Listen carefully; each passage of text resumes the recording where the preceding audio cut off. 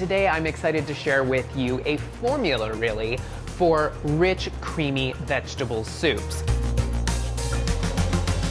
It's really only two things. You need a vegetable of your choice, and you also need a base. Today I'm going to show a velouté, which is one of the mother sauces, and it's really simple to make. It's only 4 ingredients. So let's get started. Into a small pot I have 5 tablespoons of unsalted butter, and I'm going to basically be making a roux. Now the one difference here is that I'm going to sweat some onions in with the butter before I add my flour. So I have 1 small onion here that's diced up. Now you don't need to worry about dicing it super fine because we're going to blend this soup together in the end.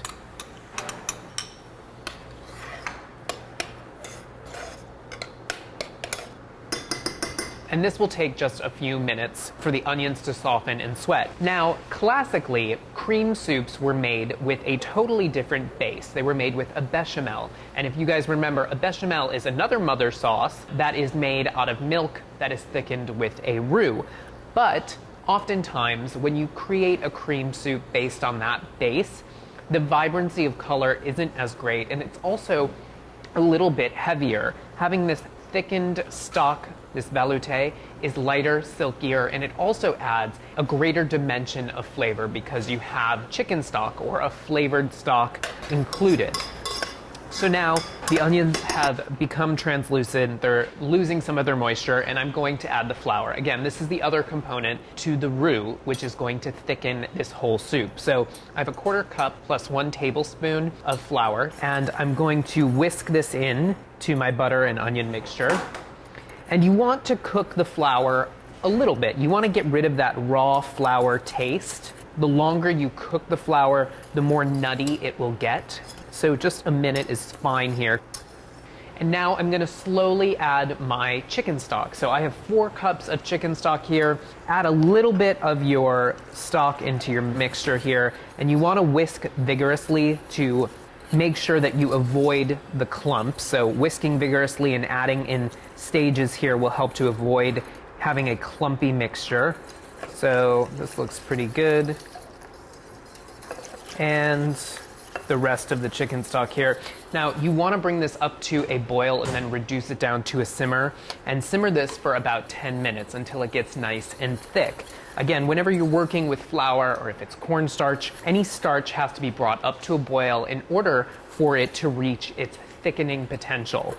So as this cooks and simmers, I'm going to work on the vegetable portion. So there are 2 components. Remember, the base and the vegetable. So you could really do anything here. The possibilities are endless. Today I'm going to be using spinach, but I have some other examples of vegetables that you could use here. Broccoli, mushrooms, and cauliflower. You could do asparagus. Really, anything that you love in a soup, you could put into this. What you need is about 1 3/4 pounds to 2 pounds of the raw vegetable, and then you have to cook it. You have to get rid of some of that liquid. Today with the spinach, I'm going to blanch this in some boiling salted water here, just for a minute or 2. And I would do the same thing with asparagus. I would do the same thing with broccoli. With the mushrooms, to really develop the flavor, I would suggest sauteing them. But the base amount that you'll need is about 1 3/4 pounds to 2 pounds of the vegetable.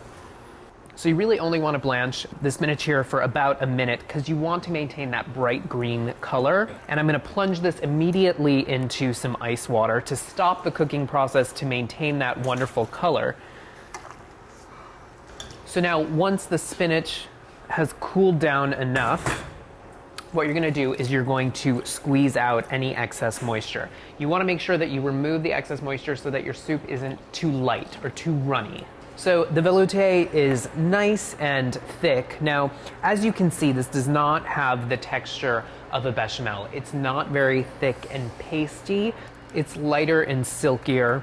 And now I'm going to blend our spinach and our velouté together. So again, you can do this with any vegetable you like. If you like corn, you could blanch some corn or saute some corn and add that here, but any vegetable really. And now ladle in half of this right over the spinach. and then put the top on your blender. And whenever you're blending something that's hot, you want to remove the little middle guy, the little middle insert here, and place a towel over the top, because what you're doing is you're blending this up and it's hot and there's steam in there. So if this mixture is closed off and contained, what might happen is the top might actually pop up and create more of an explosion. So use a towel, leave it slightly ajar, and start on a lower speed, and then you want to bring it up to a higher speed.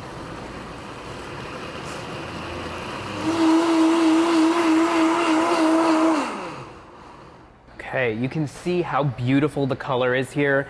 And again, it really helps to use a velouté as opposed to a bechamel. You will get a beautiful emerald green color if you're making broccoli, if you're making spinach like I am. Now I'm going to strain this mixture through a sieve just in case there are any little pieces of spinach left into a clean pot. And I'm just gonna finish up with my second batch here. So the second batch is done here, again, right through a sieve.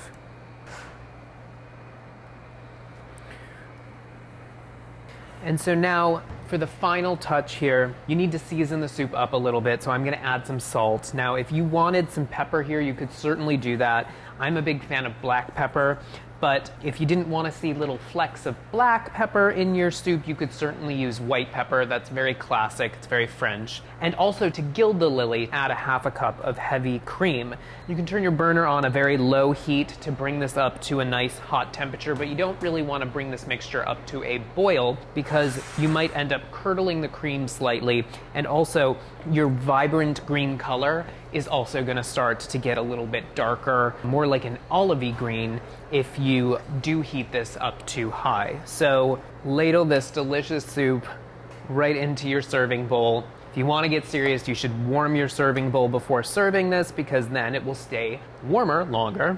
And you could top this off with a little bit of extra heavy cream, or as I like to do, some croutons.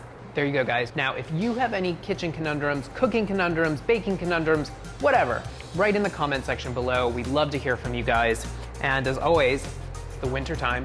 Enjoy some warm soup.